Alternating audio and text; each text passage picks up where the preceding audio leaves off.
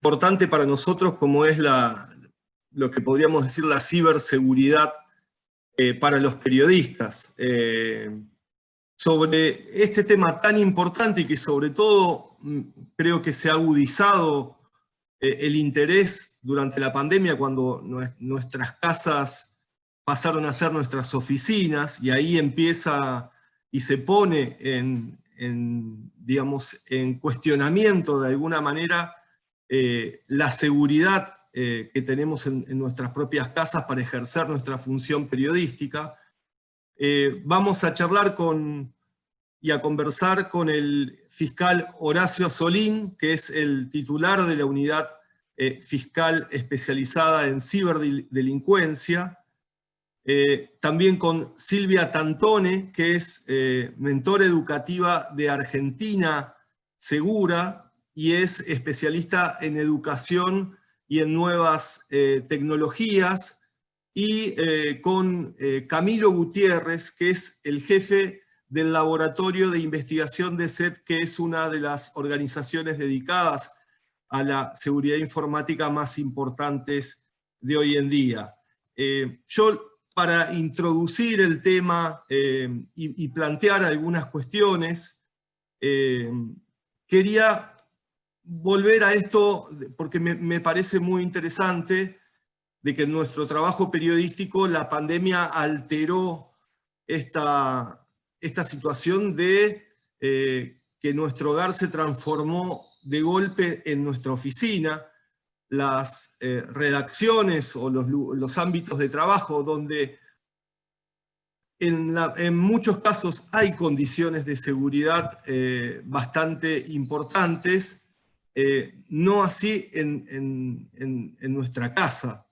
Y ahí me parece que yo, pensando un poco este problema de la seguridad y de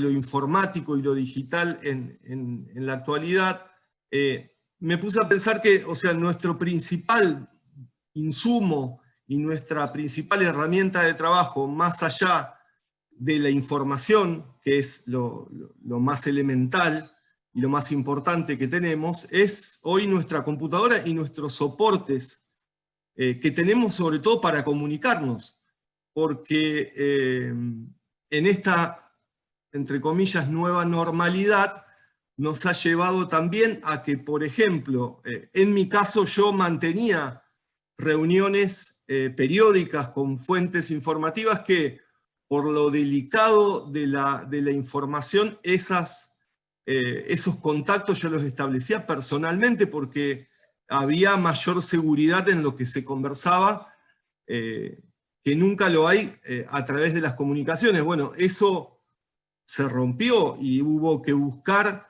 métodos de comunicación segura y que muchas veces las fuentes no quieren usar los teléfonos para hablar. Por eso también me parece que nuestro principal capital hoy, que son nuestros contenidos, además de esto de las comunicaciones de lo que hablábamos, hoy los tenemos en nuestras casas sin demasiada protección. Y como nuestro capital es la información, tenemos que tener formas y métodos de resguardarla, porque ante un eventual ataque informático, por ejemplo, hay casos que han ocurrido durante estos últimos meses.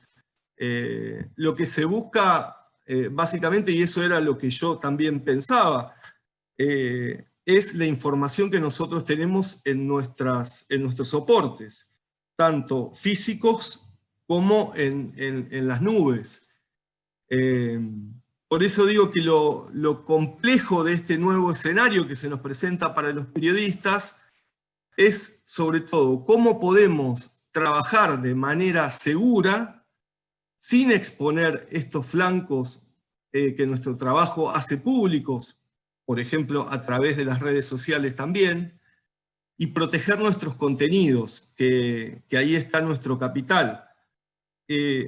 cómo generar un mecanismo de protección de nuestro trabajo que signifique también, que ese me parece que es otro punto importante, que se establezca dentro de nuestra rutina y que no se transforme en una preocupación extra que muchas veces después en el trabajo cotidiano no lo llegamos a cumplir. Yo no sé si es avanzar en la protocolización de estas medidas de seguridad de alguna manera para garantizar mayor blindaje en nuestro trabajo, pero digo, el desafío es cómo podemos trabajar de manera segura sin alterar de forma trascendente nuestras rutinas, pero teniendo condiciones de seguridad aceptables. ¿Cómo podemos lograr esto? ¿Cómo también podemos cuidar nuestro capital, que es la información? Y cómo monitorear, y es lo que hablábamos fuera de micrófono, entre comillas, ¿qué pasaría si alguien se logra meterse en nuestro contenido, en nuestra computadora, en nuestro teléfono, y cómo poder detectar estos mecanismos? Yo hice una especie como de listado de puntos críticos que me parecían, en base a mi experiencia, como primer punto me parecen las comunicaciones. Ver si todos los teléfonos son iguales y tienen las mismas posibilidades de dar seguridad. El uso del teléfono también de manera segura, sobre todo para hablar. Si hay mecanismos para garantizar esta forma segura de hablar. El uso de aplicaciones también, que ahora se ha puesto, ya muy poca gente habla por la línea de teléfono, sino que usa aplicaciones de mensajería como WhatsApp, Telegram, Signal. ¿Son seguras esas aplicaciones? Si también es necesario llegar a la encriptación de las llamadas, que es algo un poco más complejo, como también así el trabajo cotidiano de la encriptación de nuestros datos a través del envío de correos electrónicos. Yo lo empecé a usar a esto el año pasado, y claro, es bastante complejo, sobre todo, no complejo en el sentido cuando uno ya establece una comunicación fluida con una persona que tiene la posibilidad de desencriptar, sino que lo que yo veo que es complejo, quizás es difícil, es en el trabajo cotidiano. Y después, algo clave que también es el almacenamiento de datos. ¿Dónde tenemos mayor seguridad en el alojamiento de esos datos? ¿Las nubes hoy son seguras? Siempre tenemos que tener, obviamente, un lugar físico para guardar y destinarlo a ese almacenamiento de datos. Y después el tema de la navegación, la navegación por Internet, las redes sociales, que también son otro flanco bastante permeable, y cómo sobre todo manejar nuestra función periodística y resguardar también nuestros datos personales, nuestra vida privada.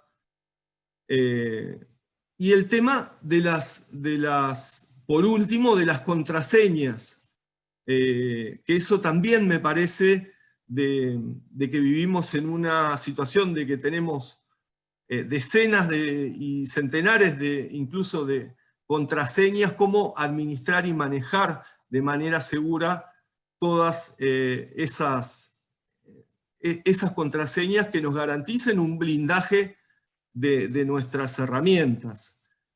Bueno, les dejo.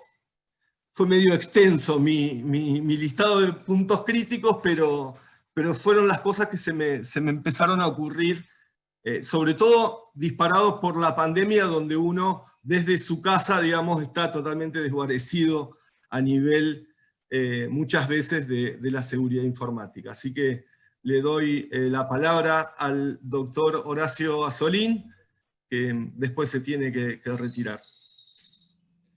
Bueno, muchas gracias, buenas tardes a todos y a todas. Es un placer estar acá conversando con ustedes. El tema por el que nos convocaron es sumamente interesante para nosotros y por lo menos yo quisiera dar una visión sobre la casuística. Aquí hay expertos en seguridad informática, hay expertos en concientización, expertos y expertas. Entonces, sí conversar un poco sobre la casuística y advertir que, por un lado, los ataques a la seguridad informática de los periodistas no son nuevos en absoluto.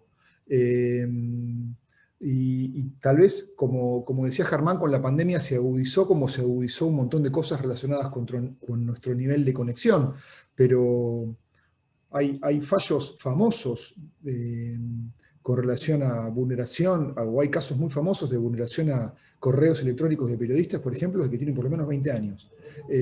Con lo cual no es una cuestión nueva. Tampoco es nuevo, es bastante obvio que los periodistas manejan una información muy importante y que su trabajo es imprescindible para la democracia. Entonces, el acceso y el flujo de la información de una manera segura garantiza que los ciudadanos nos podamos enterar de las cosas que pasen, nos gusten o no nos gusten.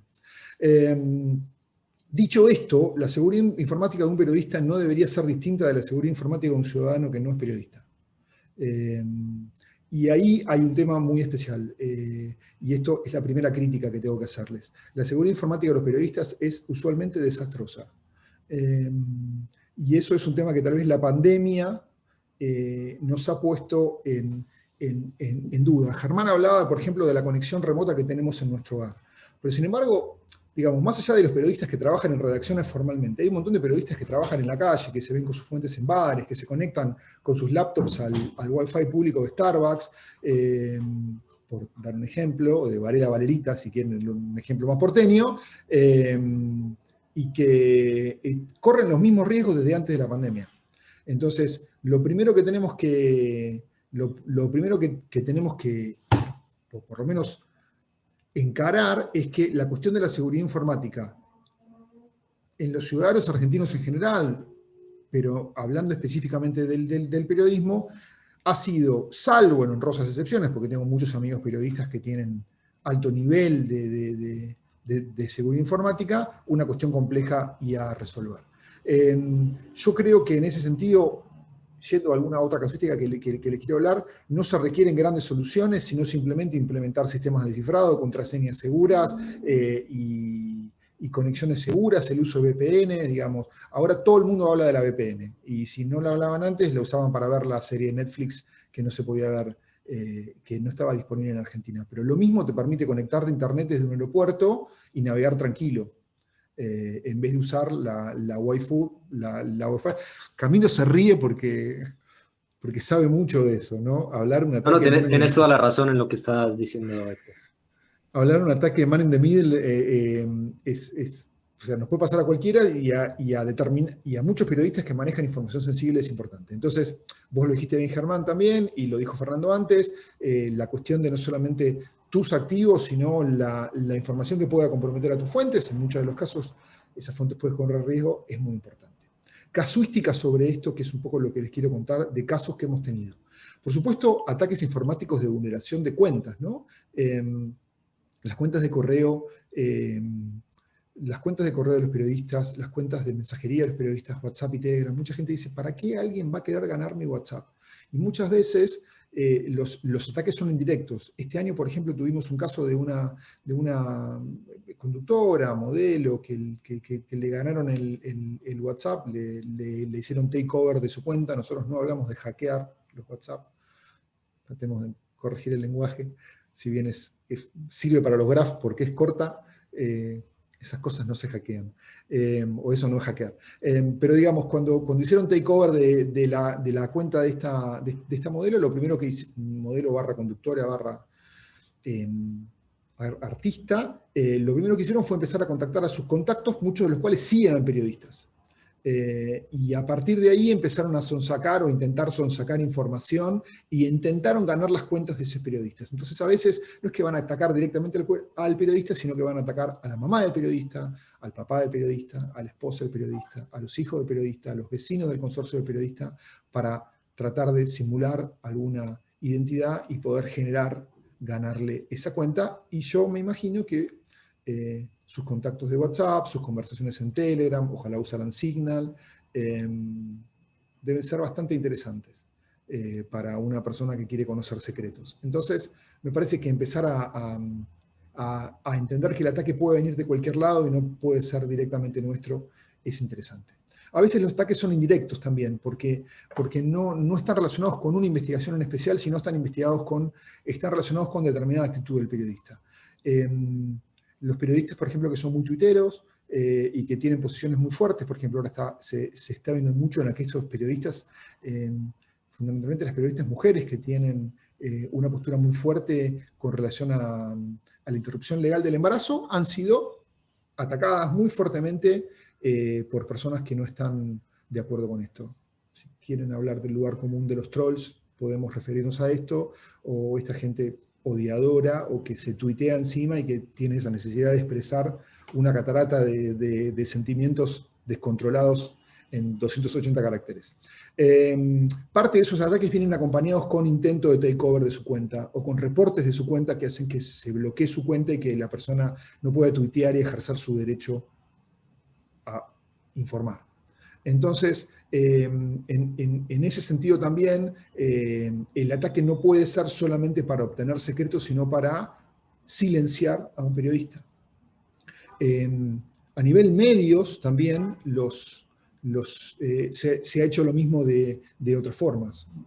Recuerdo, por ejemplo, en el cambio, justo ahora se cumplen unos años, en el cambio de gobierno que sucedió en 2015, el diario Página 12 sufrió un ataque que se llama un ataque distribuido de negación de servicio, que lo que hizo fue bloquear el acceso de los ciudadanos argentinos a la posibilidad de ver el diario Página 12, porque estaba recibiendo una gran cantidad de peticiones superiores, o de peticiones, en realidad visitas, llamémosla, que eran superiores a su capacidad de respuesta. Es como un kiosco que puede atender 5 personas y le metemos 500.000. Básicamente es eso. Hay algunos servicios que han usado la mayoría de los diarios de la Argentina que permiten evitar, filtrar ese tipo de ataques, pero los diarios son objeto de ese tipo de ataques. Los periódicos en general, los canales de televisión, las páginas de radios, las radios que salen por internet y que tal vez nos permiten escuchar noticias de una punta del país en otra que con la antena no llegamos. Entonces, también en ese sentido, la seguridad informática es importante. No solamente la del periodista en particular, sino de la institución en la cual el periodista postea la nota, digamos. Si el periodista tiene un teléfono que está cifrado, con un computador que está cifrado, usa VPN para comunicarse, usa el sistema de mensajería más seguro que pueda, etcétera, etcétera, etcétera. Pero prepara una nota que puede ser muy complicada o sumamente importante o desafiante al gobierno de turno o a la oposición de turno o a alguna organización criminal muy poderosa. No hablemos solamente de Argentina, pensemos en cualquier país donde las organizaciones criminales son más fuertes que el Estado muchas veces. Y presenta una nota así, la publica en el diario y el diario no tiene un sistema para mitigar de DDoS y yo con $50 contrato un DDoS en la Deep Web y tumbo el diario y les impido las visitas, el objetivo está cumplido igual. Entonces, también las organizaciones tienen que ser importantes. ¿Cómo está visto esto desde la ley? ¿Atacar a un periodista es delito? Sí, no es un delito especial para los periodistas. Hay una norma del Código Penal especialmente dedicada a impedir la circulación de un medio de prensa, con lo cual los ataques informáticos a los medios de prensa que impiden que la website de un diario esté activa o que una radio pueda emitir y qué sé yo, tiene una norma específica del Código Penal, pero en términos generales, ingresar sin permiso a un sistema informático entendido como algún sistema de transmisión de datos, computador, celular, dispositivos de almacenamiento, servidores, una red. Ingresar sin permiso o excediendo la autorización que tenés. No importa que para entrar sin permiso hayas tenido que usar un programa. Si vos dejaste la puerta abierta porque hay una mala configuración, cosas que a veces no me pasa, entraste sin permiso igual. Cuando entras sin permiso, cuando además de entrar sin permiso alterás los datos, haces imposible el acceso a los datos porque les insertás un software malicioso, ransomware, por ejemplo. o borrás los datos, o los haces inaccesibles o indisponibles, estás cometiendo un delito independiente que es el delito de daño. Cuando vos alterás las comunicaciones, desviás una comunicación, interceptás una comunicación de un periodista o de cualquier persona, estás cometiendo el delito de interceptación de comunicaciones o de desviación de comunicaciones. Cuando además impedís que un medio se comunique, y de esta forma, por ejemplo, pueda enviar emails, pueda subir un contenido en una plataforma de media sharing, o el ejemplo que el canal de YouTube o cualquier otra forma de comunicación que tengan los medios de prensa en este momento, también estás haciendo una interrupción de servicio o una interrupción de comunicaciones. Es decir, hay un menú de opciones muy grande para poder denunciar.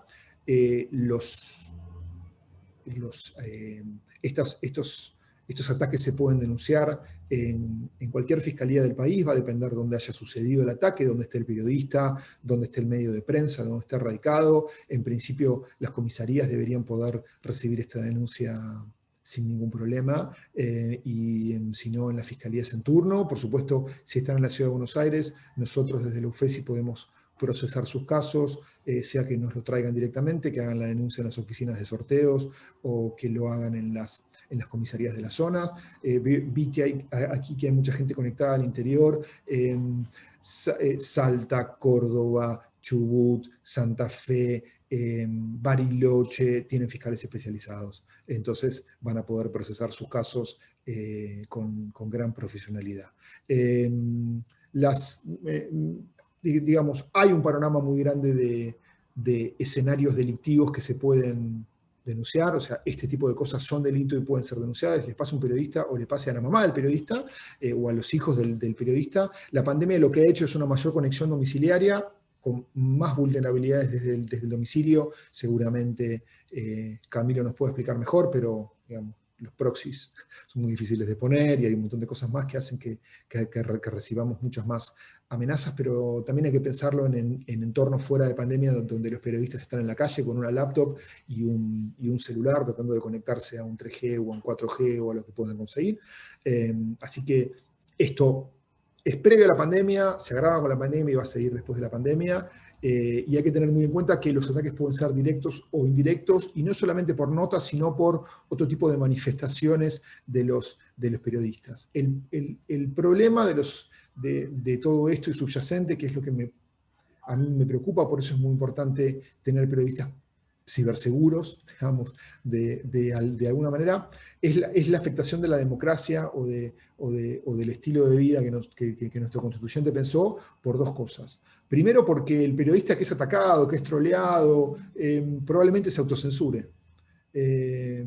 Y eso atenta contra la libertad de expresión y con el derecho que yo tengo como ciudadano de acceder a la información.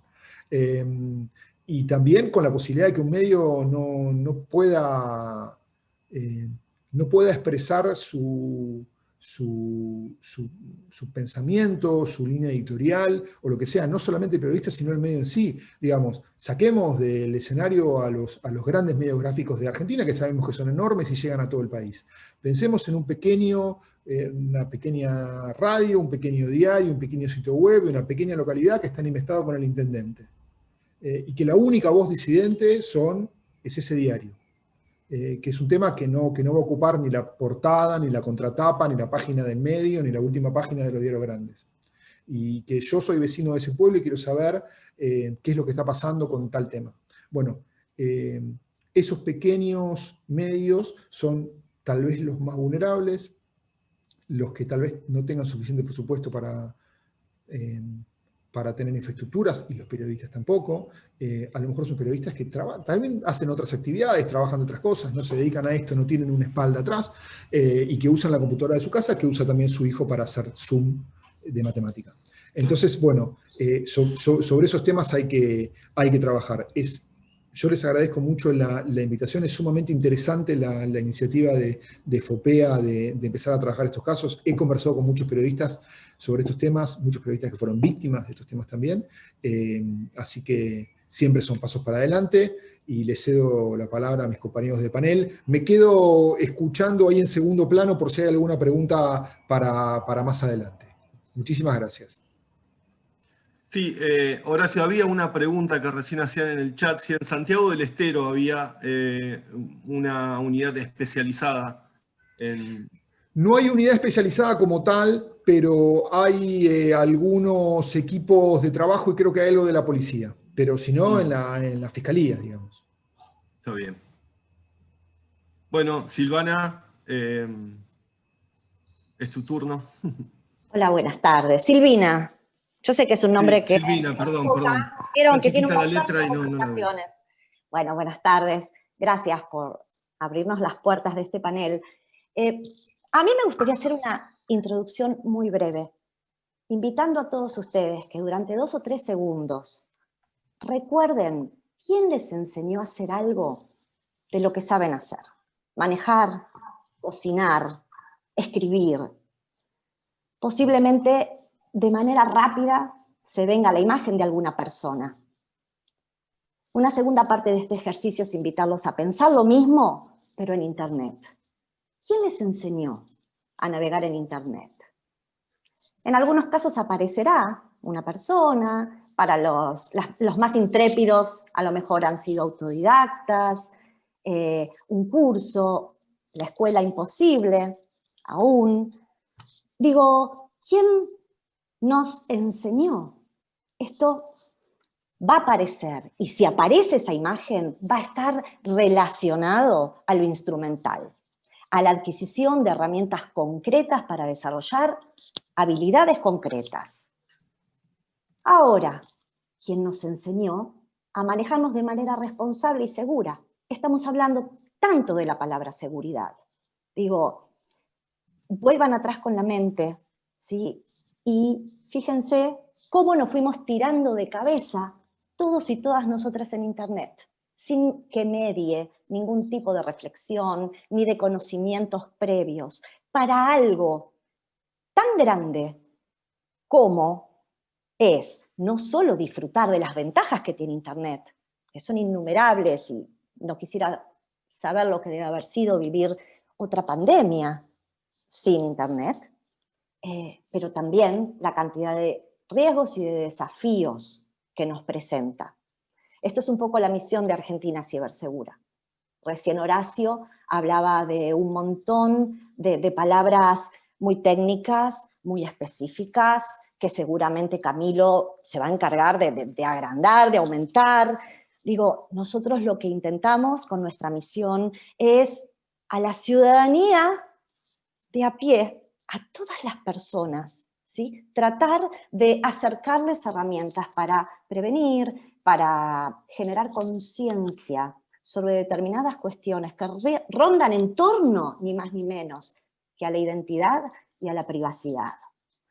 Porque uno podría decir, bueno, mi identidad es esta y mi identidad digital. La verdad es que la palabra digital hay que ponerla entre paréntesis, ¿no? Porque hasta antes de la pandemia alguien por ahí decía, bueno, yo tengo no uso redes sociales, o elijo solamente para ejercer mi profesión, uso esto y después me mantengo.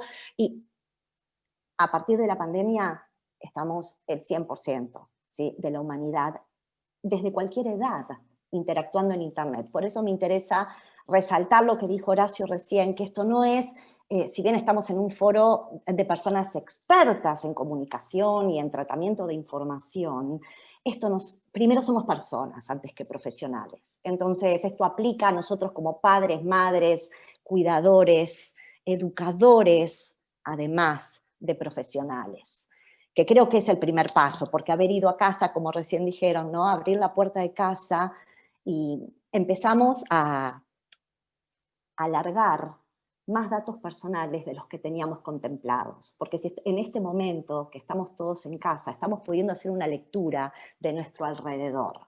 Entonces, la necesidad de cuidar la privacidad se relaciona con saber qué información personal nuestra anda dando vueltas. Desde Argentina Cibersegura creemos que la expectativa de privacidad es personal.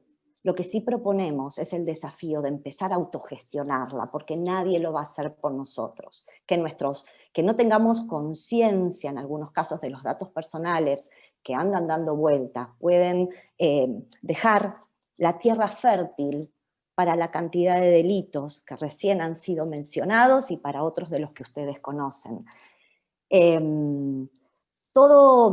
Digo, ¿qué es algo privado? ¿Cómo hago? Ustedes deliberadamente firman notas, ponen su nombre y apellido, publican haciéndose cargo en algunos casos. Estas expresiones propias están muy bien. Ahora quiero invitar a que pensemos a las expresiones de otras personas, donde nos nombran, nos taguean, nos citan, nos arroban, a esa cantidad de fotos y videos donde permitimos ser etiquetados y etiquetadas todas nosotros. ¿Qué control tenemos sobre eso?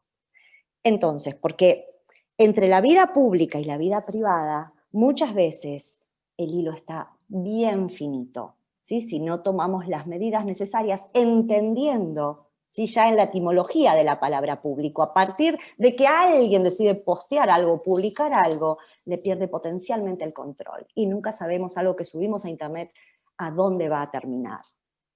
Entonces hay algunas medidas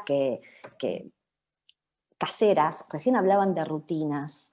Sí, claro, cuando esto ya ahora, aunque no lo esté haciendo la empresa o el lugar de trabajo que por ahí nos añade toda la seguridad que necesitamos. En general, yo siempre escucho decir a los expertos en ciberseguridad que como que el mayor problema, ¿no? O sea, está entre la pantalla y la silla. Somos nosotras, las personas, las que tenemos que tomar las decisiones adecuadas. Y muchas veces, digo, sin querer, por desconocimiento, porque como les dije hoy, nadie nos enseñó. Lo estamos haciendo en simultáneo con las nuevas generaciones, con los niños, niñas y adolescentes. Lo hicimos de manera espontánea. Está todo cada vez más intuitivo, por lo tanto, es tan tentador, ¿no? Ir descargando aplicaciones para probar. Y me gustaría acá invitarlos a un determinado orden, ¿no? Que si bien, bueno, después, sin invadir el área de Camilo, pero digo, hablando como una persona normal, entre comillas. Por ahí no olvidar que todos los dispositivos que utilizamos, absolutamente todos, ¿sí? Tienen que estar protegidos, tienen que contar con soluciones de seguridad, mantener actualizadas todas las aplicaciones, el sistema operativo. Es necesario frenar si me está diciendo hay una actualización pendiente y bueno, sí. Si vamos a tener un antivirus instalado, bueno, además, usarlo, leer el informe y hacer backup. Recién hablaban, bueno, la decisión, la nube es segura. En muchos casos es una cuestión de confianza, o sea, estamos confiando los datos a una empresa, a otra empresa. Entonces, bueno, y la verdad es que la humanidad está yendo para allá. Vieron que muchas veces uno dice las cosas, mi mamá, a mí me encanta citarla porque tiene algunas frases que dice, bueno, cuando las cosas vuelvan a ser como antes. No, ya no. Entonces tenemos que empezar, y desde Argentina Cibersegura nos gusta pensar en hacer de Internet el mundo que queremos habitar, el mundo digital.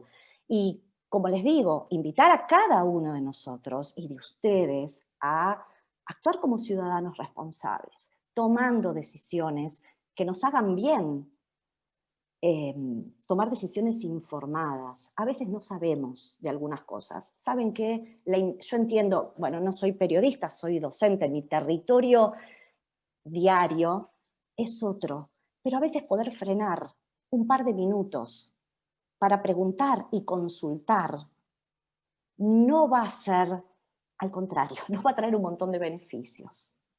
Yo sé que a ustedes, bueno, en ustedes la inmediatez y más lo que propone Internet es una adrenalina permanente. Sin embargo, creo que una de las peores amenazas que nos está presentando esto es el actuar rápido sin pensar. A veces es tomarnos un tiempo. Si ustedes saben muy bien lo que es chequear fuentes, validar si la información es errónea, recién nombraban los trolls. Bueno, parte de gestionar la privacidad es qué discusiones voy a hacer públicas y tal vez cuáles voy a mantener en privado.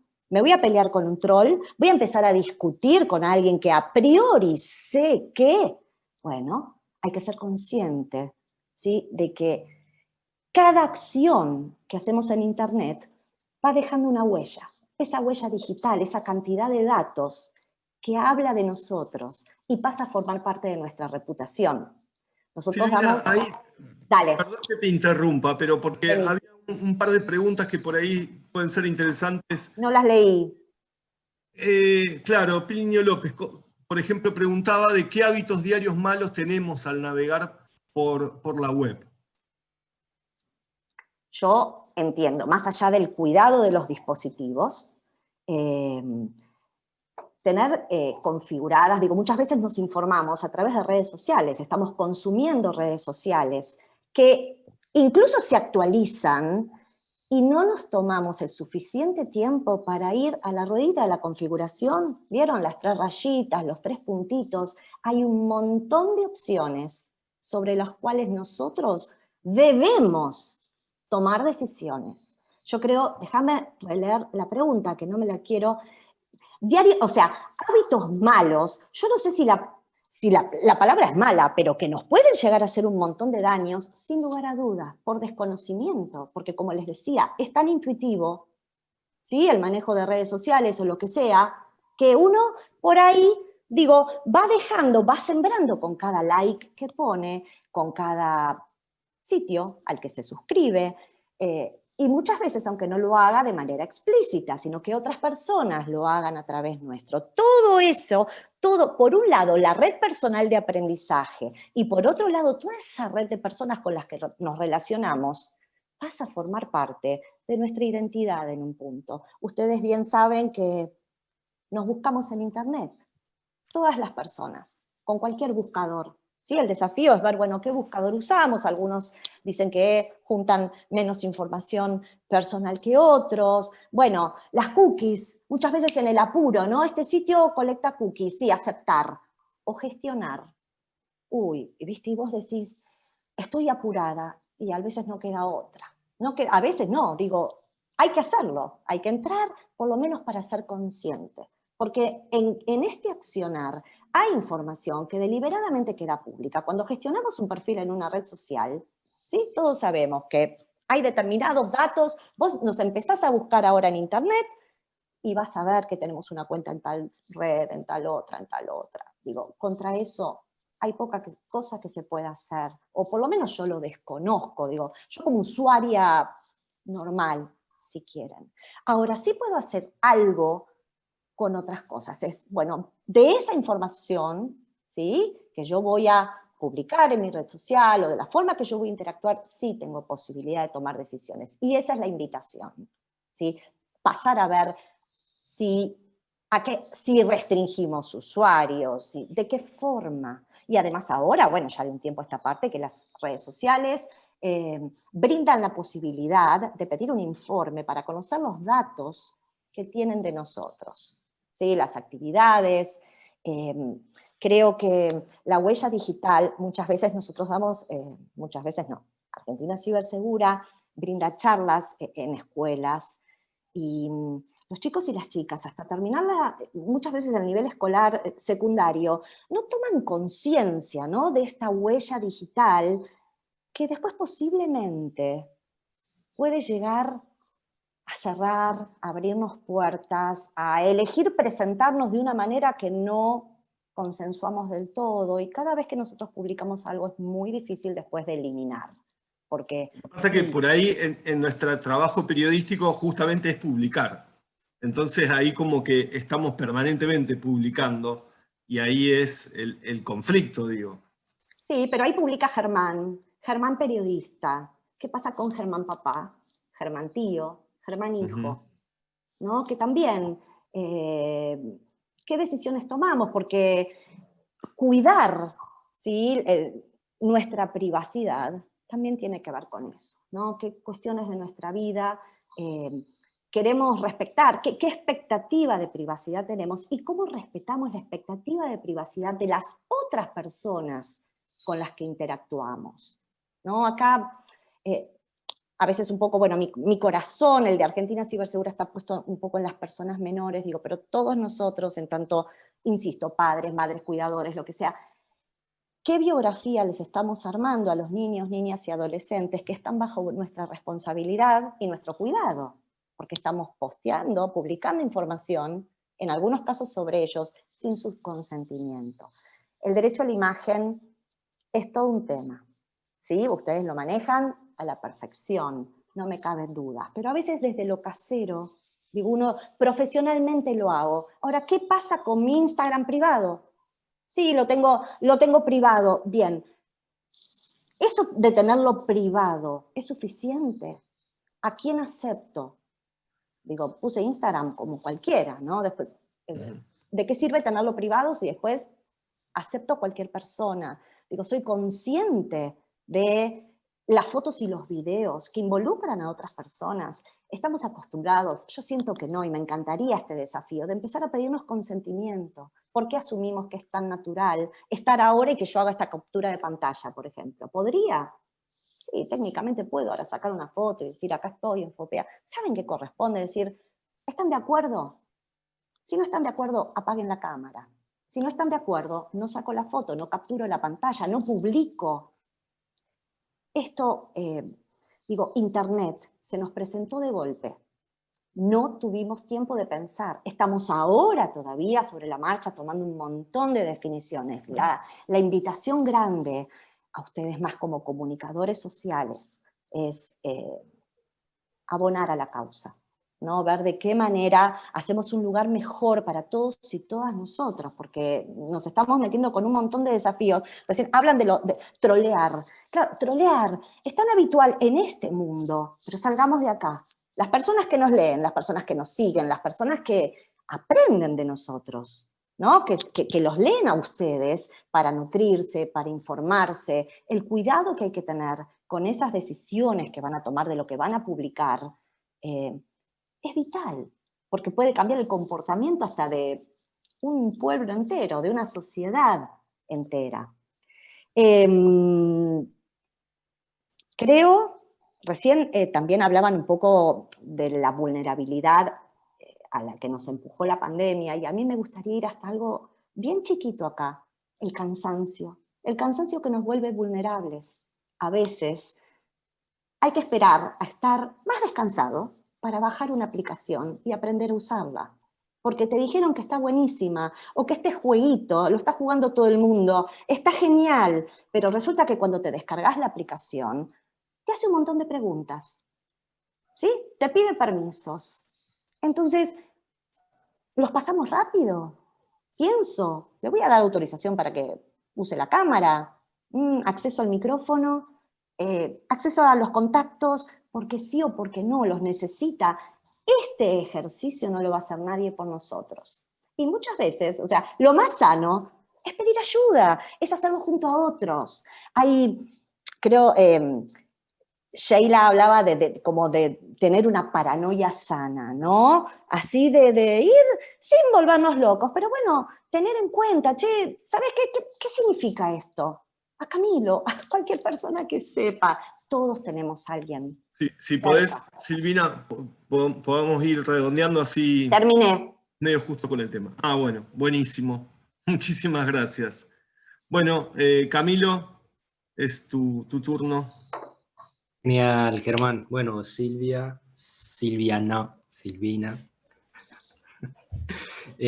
Bueno, y ahora sí, muchísimas gracias. La verdad que nada, re completo. Me dejaron a mí ya las últimas miguitas ahí como para sumar. Igual fui tomando nota de algunas de las preguntas que fueron apareciendo y algunas cosas que me parece importante resaltar. Y a ver, hay una cosa que creo que es lo más importante cuando hablamos de poder cuidar nuestra información en Internet, y es reconocer que existen amenazas informáticas. Ya Horacio nos contó un poco de algunos casos que se han dado, ¿cierto? Algunas cuestiones que se han visto y demás. Sil también con el tema de, bueno, cómo ir identificando, de tomar conciencia y demás, porque sin lugar a dudas eso es lo más importante. ¿Qué pasa? Y qué es lo que nosotros muchas veces vemos desde el laboratorio de investigación de SED, que muchas veces muchas empresas grandes, las chicas sobre todo, y muchos usuarios tienen ese pensamiento de que no, a mí no me va a pasar, a mí no me van a infectar, ¿por qué me van a infectar a mí? ¿Okay? Y la realidad es que los cibercriminales pocas veces van buscando a ver a quién van a atacar, si esa persona tiene o no tiene información. Entonces, para los cibercriminales siempre va a haber una motivación, sobre todo económica, al momento de afectar a algún usuario, ¿okay? Entonces eso es importantísimo tenerlo clave. Ahora, ustedes como periodistas están en otra situación que es un poco más compleja porque al manejar información que puede llegar a ser importante, información que puede llegar a ser delicada en sus investigaciones y demás, pues obviamente que ahí sí pueden ser, digamos, víctimas de ataques muchísimo más dirigidos. Y ahí es donde es importante empezar a contemplar, bueno, ¿cómo puedo proteger mi información? ¿Qué es lo que puedo hacer para proteger mi información? Entonces, por ahí algunas cosas empezaron a tirar, bueno, preguntaban por el tema del ransomware, de qué manera se puede utilizar y demás. La realidad es que, bueno, últimamente hemos visto que esta amenaza particularmente, que lo que hace es cifrar la información, dejarla de alguna manera inaccesible para el usuario, ha venido evolucionando. Por ejemplo, en el último tiempo lo que vimos es que este tipo de ataques de ransomware, sobre todo los que están más orientados a entidades gubernamentales, entidades educativas, empresas, va un poco más allá de solamente cifrar la información. Y lo vimos, ¿cierto? Acá en Argentina, este año ya lo vimos con la Dirección Nacional de Migraciones, que no solamente les cifraron la información, sino que les secuestraron y luego los estaban extorsionando para que esa información no se publicara. Entonces, vemos como el ransomware, que no es una amenaza nueva, porque no es que estemos descubriendo algo totalmente nuevo, que viene ya hace mucho tiempo, ha ido evolucionando, ha ido cambiando. Entonces, los cibercriminales que están detrás de esas amenazas van evolucionando, van cambiando esas amenazas para hacerlas muchísimo más enfocadas y tratar de afectar al usuario. Entonces, de ahí es importante tomar las medidas más adecuadas. Entonces, lo primero, lo que hablábamos, tomar conciencia de que existen las amenazas. Segundo, tecnologías de protección. Importante tener tecnologías de protección. En el computador, en la tablet, en el dispositivo móvil, lo que utilicemos, mantenerlo protegido. ¿Por qué? Porque ese tipo de herramientas de seguridad, ¿cierto? Antivirus, por ejemplo, lo que nos va a permitir es ser una primera capa de protección para ver si algo que estamos descargando, si un sitio que estamos queriendo acceder es malicioso o no. También hacer un backup de la información, importante el tema de hacer backup, sobre todo para ustedes. Es muy importante tener esa información respaldada, cifrar los datos, ¿cierto? También es importantísimo mantener cifrada la información, sobre todo cuando se va a compartir. Por acá preguntaban por algunos servicios de tipo de correo electrónico, por ejemplo, ProtonMail, que es un servicio de correo electrónico que tiene ciertas características o garantiza o provee mejor de ciertas características de confidencialidad de la información al momento de compartirla y demás. Bueno, dependiendo del tipo de información que estemos queriendo compartir, está bueno considerar ese tipo de alternativas. No porque los otros servicios no sean buenos o no lo garanticen, no, sino al contrario, porque tienen ese diferencial adicional de garantizar el anonimato de la persona que ingresa o que utiliza ese servicio. No sé, un ejemplo claro de cómo empiezan también, digamos, los diferentes servicios a adoptar este tipo de tecnologías. Por ejemplo, lo que pasó hace unos años, unos 3, 4 años, cuando Telegram anunció que las comunicaciones uno a uno iban cifradas.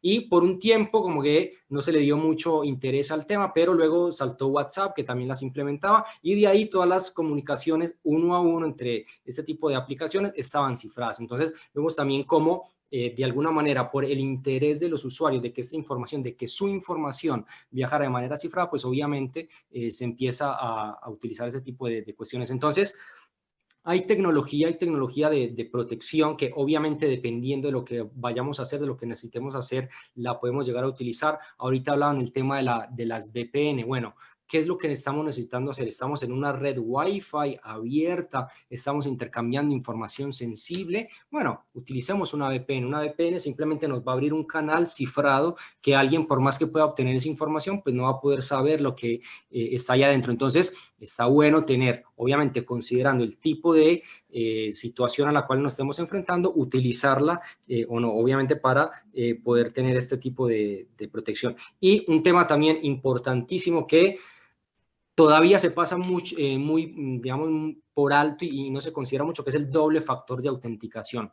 La gran mayoría de los servicios hoy por hoy ofrecen un segundo factor de autenticación, que no es más que tener una aplicación instalada en el celular que cuando uno quiere ingresar a su correo electrónico, a su red social, a lo que sea, te va a pedir un código que sale en el dispositivo móvil. Entonces, si por alguna razón alguien adivina tu contraseña, logra acceder a esa información, no va a poder acceder a las cuentas. Entonces, importantísimo, activen ese segundo factor de autenticación. La verdad que es una excelente medida de protección. Segundo, además de la tecnología, el tema de la gestión, el cuidado que hacemos de los dispositivos. Por ahí al principio preguntaba Germán o planteaba el tema de hablar de los dispositivos móviles, cuál era más seguro, más inseguro, cuál podíamos utilizar, cuál ofrecía mayores características de seguridad. A ver, la realidad es que hablar y decir, mira, X sistema operativo, X aplicación, X dispositivo es más o menos seguro, es un poco complicado porque muchas veces lo que vemos es que esa inseguridad en esos dispositivos es por el uso y la gestión que hace el usuario de su dispositivo. Por ejemplo, pongamos el tema de los iPhone, ¿cierto? Los iPhone son un dispositivo que tiene una serie de características de seguridad que lo hacen bastante robusto ante infecciones con códigos maliciosos y que alguien pueda comprometer ese dispositivo. Pero ¿qué pasa? Que muchos usuarios compran ese dispositivo y le hacen jailbreak, lo liberan. Entonces, ¿qué es lo que se genera cuando el usuario hace eso? Bueno, que libera ese dispositivo y saca todas esas medidas de seguridad. Entonces, por más de que el dispositivo sea muy seguro, si el usuario no lo maneja de forma segura, pues obviamente va a ser inseguro por naturaleza. Entonces, sí, es una realidad. Cuando hablamos de dispositivos de escritorio, de laptops, ¿cuál es el sistema operativo más atacado? Windows. ¿Por qué? Porque es el más utilizado. En el caso de dispositivos móviles, ¿cuál es? Android. ¿Por qué? Porque es que es el más utilizado. Entonces, para los cibercriminales es un tema de probabilidades al final, que ellos van a ver en toda esa cantidad de usuarios cuál puede llegar a caer en su engaño para obtener esa recompensa económica. Y tercero, que por ahí también lo tiraron en algunos comentarios, el tema de la educación. Que por ahí alguien decía, bueno, el elefante que está en la habitación, no recuerdo quién era el que hacía el comentario, pero es verdad, o sea, considerar el tema de la educación, Yacil lo mencionaba, bueno, ya por suerte de Argentina Cibersegura se está trabajando en alfabetizar en estos temas de seguridad desde las escuelas a los chicos y las chicas, pero nosotros también es importante estar al tanto de cuáles son las amenazas, cómo se propagan, cuáles son las características de ese tipo de engaños. ¿Para qué? Para poder identificarlos y evitar ser víctimas de ese tipo de cuestiones. Y hay un tema adicional que no quisiera pasar por alto, que es el tema que ahora obviamente se viene bastante fuerte, que es todo lo que tiene que ver con el tema de las fake, bueno, que no se viene, ya desde hace tiempo se está hablando del tema, pero que seguramente se va a seguir ahondando, que es todo lo que tiene que ver con las fake news o toda esta información falsa. Es importante estar muy atentos a esa información. O sea, ahora hay técnicas que conocidas como deepfakes, ¿cierto? Que lo que permiten es a cualquier usuario con una buena máquina hacer una edición de un video, de un audio, para que se parezca al audio, al video de una persona reconocida.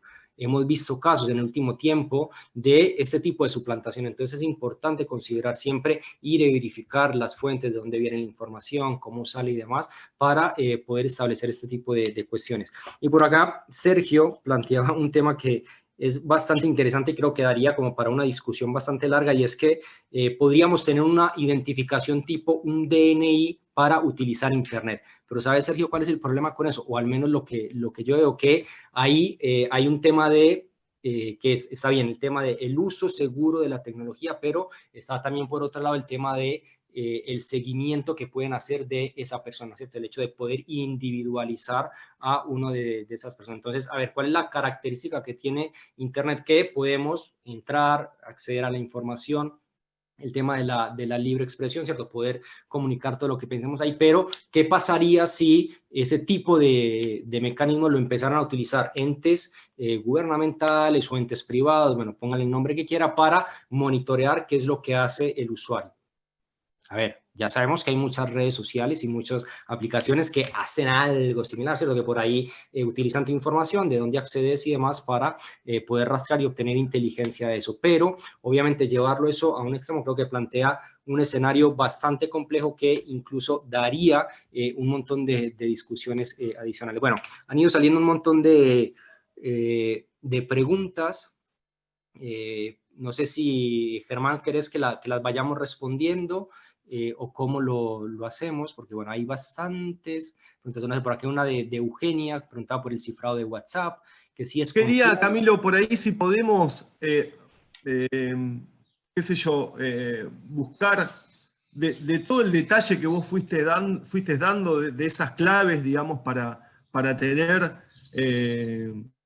un complejo de seguridad bastante estable. ¿Qué tips vos podrías recomendar o aconsejar para los periodistas en su trabajo cotidiano? Por ejemplo, comunicaciones. Ok, con el tema de comunicaciones. Aplicaciones de mensajería, que había varias consultas en el chat de que si WhatsApp es seguro, Telegram, Signal. Bueno, a ver, la verdad es que esas aplicaciones obviamente son seguras desde que se utilicen en un entorno, ¿cierto? En un dispositivo que está seguro, porque, no sé, está bien, la información viaja desde un celular a otro celular, viaja cifrada, pero ¿qué pasa si hay algún tipo de código malicioso dentro de ese dispositivo o en el computador en el cual estás utilizando WhatsApp Web, por ejemplo? Entonces, ¿son seguras las aplicaciones? Sí, dependiendo obviamente del uso. Ahora, hay aplicaciones que están diseñadas exclusivamente pensadas en temas de seguridad. Tiraban el tema de Signal, esa es una. Hay otra que se llama Trima también, que es bastante interesante y bastante segura también, y que están construidas pensando en temas de seguridad. Eso por una parte. Y dos, en tema de comunicaciones. Importante, ¿desde dónde nos conectamos? Cuidado con la red Wi-Fi, ya eso creo que está bastante hablado, se sabe y se conoce más, pero seamos cuidadosos con ese tipo de redes a las cuales nos conectamos. ¿Las tenemos que utilizar? Listo, utilizamos una VPN que nos va a permitir, o sea, lo que nos va a garantizar que esa información va a viajar cifrada. Entonces, ahí, ¿cierto? Pensar la seguridad desde eso, no solamente, o pensarla desde el medio en el cual nos vamos a conectar, que sea seguro, utilizar una VPN y también de mantener resguardado el celular porque todas las aplicaciones nos garantizan que la información va a viajar segura, pero una vez que llega al dispositivo del usuario, si ese dispositivo es inseguro, obviamente que se va a poner en riesgo la información que hay ahí. Otro punto, la encriptación de mensajes, tanto de comunicaciones como de mails. Cifrado de la información, para mí es, o sea, lo que te va a permitir eso es garantizar la privacidad de la información. Si alguien logra acceder a ese dispositivo, si alguien logra acceder de manera indebida, sea por algún tipo de código malicioso, algún tipo de, no sé, de acceso indebido, lo que nos va a garantizar es Uno que si tiene que alguien enviar accede ahí, al receptor el cifrado, digamos. claro, entonces ahí digamos que Por hay... eso digo, porque muchos colegas somos bastante reacios, como decía el fiscal, y por ahí está bueno explicarlo cómo funciona, digamos. Ok, hay dos formas de enviar o de compartir esa información cifrada, que es, una es lo que se conoce como el cifrado simétrico, que lo que hacemos es, bueno, yo te voy a enviar un archivo que está cifrado, ¿ok? Y yo lo cifro, lo protejo con una clave. Entonces te envío el archivo y por otro medio te envío la clave para que vos la puedas acceder, ¿ok? Entonces ese es como uno de los mecanismos. ¿Qué pasa? Que si alguien se entera de esa clave y obtiene el archivo, lo va a poder descifrar, ¿ok? Y Claro. de alguna manera yo te voy a tener que compartir esa información, ¿ok? Tanto la clave como eso. Entonces, es un mecanismo bastante utilizado, muy rápido, muy fácil de implementar, pero que tiene ese pequeño problemita, ¿ok? Hay otra forma de cifrar la información, que es el cifrado asimétrico, ¿cierto? Donde se utiliza una llave privada y una llave pública. Entonces, hay plugins, ¿cierto? Que se pueden instalar dentro del servicio de correo electrónico para que cuando uno envía esa información, ¿cierto? Viaje de manera cifrada y lo único que se comparte es la llave pública y con esa llave pública el otro usuario va a poder descifrar esa información, ¿ok? Entonces, ahí, ¿cierto? De esa manera, pues obviamente no vamos a tener que compartir ningún tipo de información, digamos, de la clave, ni mucho menos, sino solamente el archivo. Entonces, dependiendo del tipo de información que estemos compartiendo, pues obviamente está bueno siempre pensar en ese tipo de soluciones. Hay plugins, ¿cierto?, que se pueden instalar en el dispositivo. Por ejemplo, hay uno que se llama Cleopatra, ¿ok? Cleopatra con K, que va a permitir hacer precisamente este tema del cifrado de la información, un cifrado asimétrico, que obviamente nos van a permitir tener esa información cifrada. Entonces, depende, obviamente, ¿cierto?, también de la información que estén manejando, de la sensibilidad que tiene para cifrarla o no cifrarla, pero tener en cuenta eso. ¿Cuál recomiendo yo? ¿Cuál es más utilizada? Además, es utilizar un cifrado asimétrico, ¿ok? Entonces, pueden explorar esa herramientita. Cleopatra permite hacer ese tipo de trabajos. Y también vos hablabas del doble factor de autentificación, o sea, sobre todo para las contraseñas. Sí, por ejemplo, bueno, el celular para acceder a una contraseña, por ejemplo, de un mail.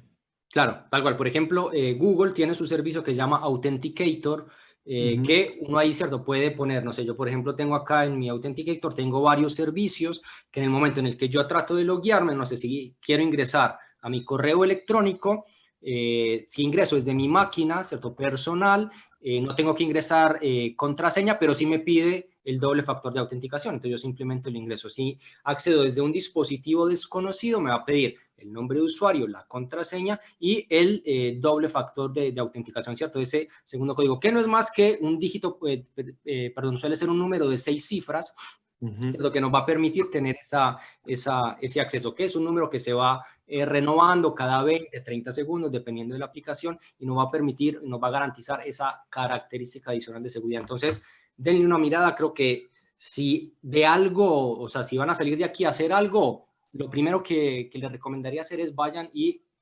configuren el doble factor de autenticación en sus cuentas de correo. Bueno. ¿Hay un punto más que vos definas, Camilo, ahí como punto crítico? A ver, algo importante y que no se puede perder de vista es el tema de cómo mantenemos, digamos, actualizado el dispositivo que utilizamos, sea un dispositivo móvil o una computadora, lo que sea, hay que mantener actualizado ese dispositivo.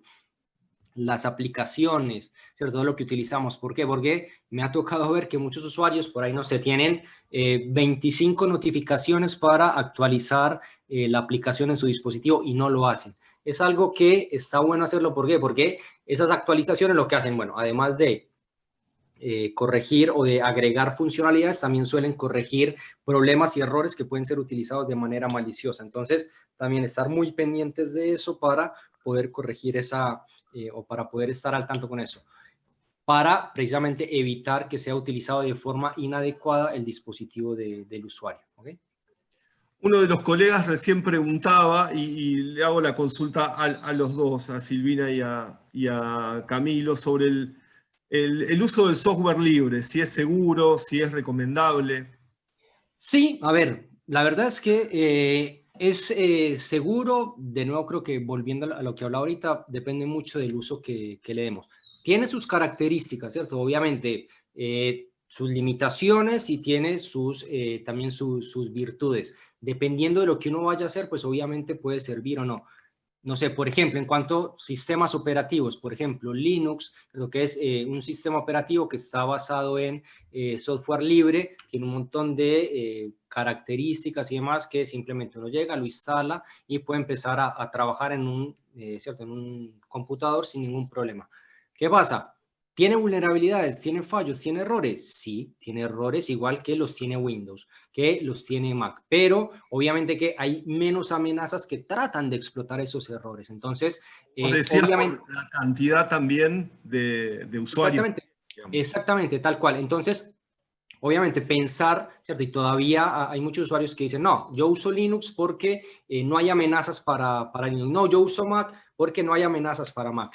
Mentira, hay menos, muchísimas menos, es verdad, pero hay amenaza. Entonces, pensar en utilizar ese sistema operativo porque es más seguro, porque no hay amenazas, ahí también estamos incurriendo, ¿cierto?, en quizás dejar ese tipo de vulnerabilidades. Entonces, utilicémoslo seguro, pero también hay soluciones de seguridad, también hay que mantenerlos actualizados, ¿cierto? Entonces, es mucho de ese cuidado también que hacemos del dispositivo. Y clave esto, el tema de la responsabilidad en el uso de estos dispositivos. no sé, a ver, me acuerdo de hace un tiempo, estábamos en un evento también con algunos periodistas y me llamaba mucho la atención cómo una de las personas con la que estaba hablando tenía su computador con un Windows que tenía la licencia vencida, bueno, directamente una licencia pirata. Entonces, ahí es donde uno se pone a pensar, bueno, ¿hasta qué punto, cierto, la información que esa persona está manejando en ese dispositivo es sensible o no? Porque claramente al tener ese tipo de protección, o mejor dicho, de no tener protección, pues obviamente que la deja muchísimo más vulnerable. Entonces, es eso de empezar a pensar en temas de seguridad, ser consciente de eso, de que hay esas amenazas para poder protegerse. No es volvernos paranoicos o que no, me van a atacar, me van a robar, ya no uso, vuelvo al papel y al lápiz. No, es simplemente, ok, voy a utilizar la tecnología, utilicémosla de manera segura y verdad que así obviamente la vamos a poder utilizar sin mayores inconvenientes. Yo que investigo temas vinculados al narcotráfico, recuerdo que hace un par de años un fiscal en el norte de la Argentina me decía, cuando el 4G llegue al norte del país, se acabaron las causas judiciales que se asientan con escuchas telefónicas. O sea, nadie más va a hablar por teléfono. Y así ocurrió. O sea, ya no hay más causas con las viejas escuchas telefónicas de los diálogos.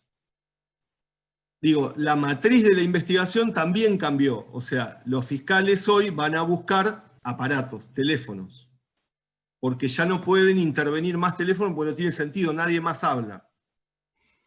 Tal cual. Los fiscales. Yo lo traslado a nuestro trabajo. Digo, nosotros, yo en estos últimos tiempos tampoco hablo más por la línea telefónica. O sea, utilizo otras plataformas. No, esto de que el aparato, el celular, adquiere una importancia, o sea, el aparato físico, ya no un software o una importancia y un valor increíble porque está todo ahí adentro. Digo también, porque estamos pensando en la ciberseguridad, pero también en la seguridad común y corriente que puede llevar, digo yo, ante la posibilidad de que alguien quiera buscar información, directamente ir a robarnos el celular. Sí, tal cual. Perdón, voy a entrar un ahí, segundito. Dale, No, que sí. yo me quedé, no, pensando en esto, digo, ahí está todo, que también es una decisión decidir si se sincronizan o no las cuentas, ¿no es cierto?, en los dispositivos. Que por eso hay un montón de desafíos que tenemos que tener en cuenta, pero nadie lo va a hacer por nosotros. Entonces, por lo menos empezar a pensarlo, ¿no? De ver de qué manera. Y me quedé también un poco pensando en el software libre. Claramente la interfaz en general no es tan atractiva como la de otras herramientas, ¿no? Si quiero hacer una videoconferencia con Jitsi, por ejemplo, no se presenta como tan atractiva. Pero bueno, también hay cuestiones ideológicas, ¿no? Y atrás de esto, me parece que en general desde las escuelas también se viene como impulsando el uso un poco del software libre y va a ir, pero una vez más, bueno, en línea con lo que dijo Camilo, a las decisiones las tomamos las personas, así que depende de nosotros. Bueno, ahí hay, ya para ir terminando, pero hay una pregunta que aparece en el chat de Julio, que habla del tema de la sincronización de cuentas. O sea, ¿recomiendan o no sincronizar las cuentas? Hay que ver, o sea, cuál es el tipo de información que uno maneja en esa cuenta, ¿cierto? O sea, ¿para qué utiliza el dispositivo móvil? A ver, en mi caso, por ejemplo, yo la verdad es que tengo dos cuentas. Una que es más de uso personal, que la verdad no comparto, sino que la utilizo simplemente para intercambiar alguna información con mi pareja, con mi familia, ¿cierto? Con amigos más cercanos. Y hay otro que sí es mi perfil público, mi cuenta pública, que pongo cuando accedo a alguna página web, cuando sincronizo un dispositivo móvil, cuando sincronizo, no sé, una cuenta o un servicio con alguna red social. Entonces, ahí es importante eso. Bueno, ¿para qué voy a sincronizar esa cuenta? No sé, el famosísimo caso de Facebook, y ahora se me está yendo el nombre de esta...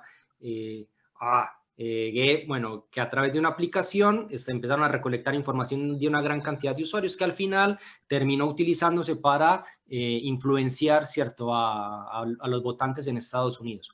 Y era simplemente una aplicación que uno sincronizaba con Facebook, le compartía cierta información y a su vez con información de sus contactos. Entonces, bueno, ¿cuál es el tipo de información o el tipo de cuentas que estamos sincronizando?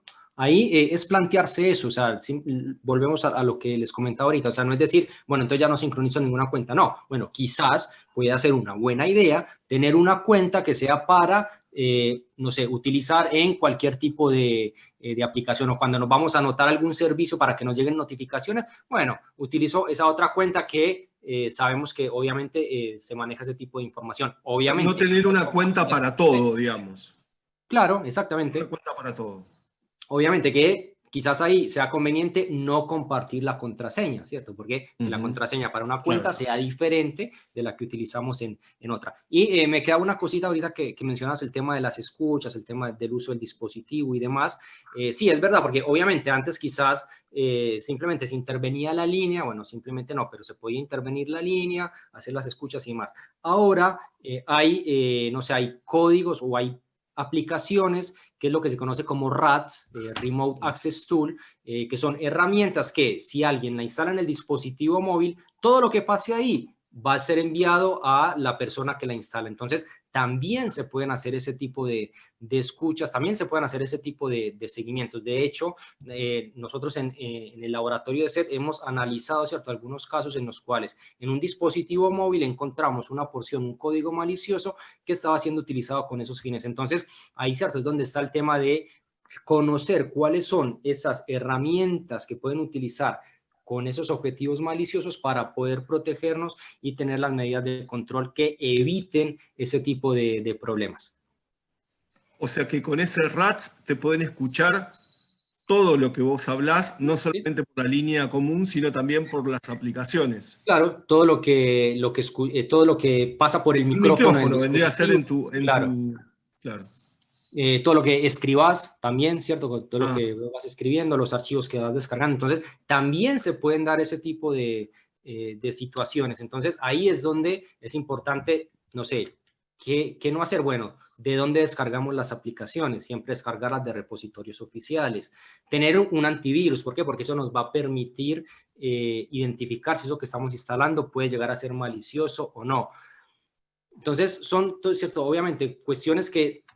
porque, bueno, por acá también al principio, David escribía, fue uno de los primeros comentarios, que dejar de pensar en soluciones granulares y empezar a incorporar, ¿cierto?, como una visión más holística, también saberes, aprender y demás. Y es eso, o sea, no podemos simplemente pensar, tengo un antivirus, listo, ya estoy protegido. No, porque hablamos del antivirus, hablamos de hacer backup, hablamos de cifrar la información, hablamos de tener un doble factor de autenticación y, obviamente, estamos en un mundo hiperconectado en que intercambiamos un montón de información, tenemos estos dispositivos que son una maravilla, nos permiten hacer una gran cantidad de cosas, pero hay que utilizarlos y utilizarlos con responsabilidad.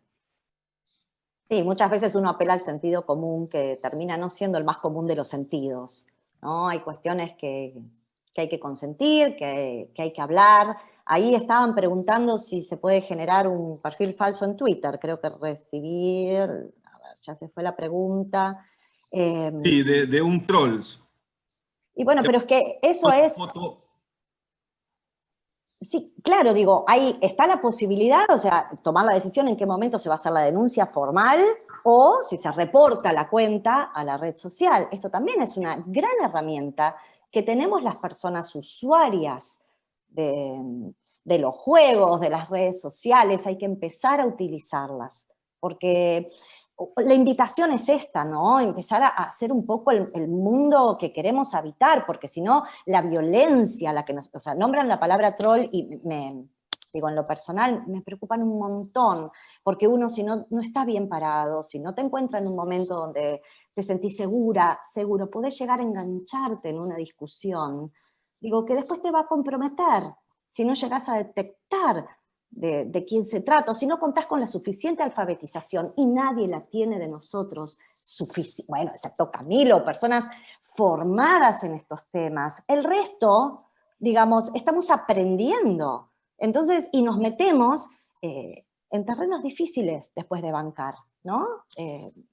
Las consecuencias pueden ser graves.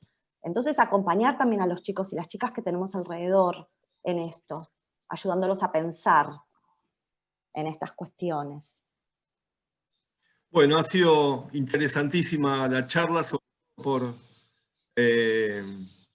por lo que charlamos, no solo de seguridad, sino también en lo que es nuestra vida cotidiana a partir de esta pandemia que nos hizo también a todas las partes de la familia compartir insumos que muchas veces eran exclusivos del trabajo, digo, y que todo fue entrando en conflicto, nuestra seguridad, pero también nuestra convivencia con estos aparatos y estas aplicaciones nuevas. Y sobre todo que me parece que el desafío es cambiar también nuestra cabeza frente a todo esto, estos riesgos que van apareciendo y que se hacen, a pesar de la virtualidad, cada vez más palpables. Así que un placer la charla y nos estaremos viendo en la próxima. Muchísimas gracias, Germán. Muchísimas gracias, Sil. Bueno, también por ahí sí está Héctor todavía conectado, creo que ya también se está conectado por ahí. Pero bueno, no, a ustedes también muchísimas gracias por la invitación. Cuando quieran podemos seguir hablando, hay muchísima tela que cortar en este tema.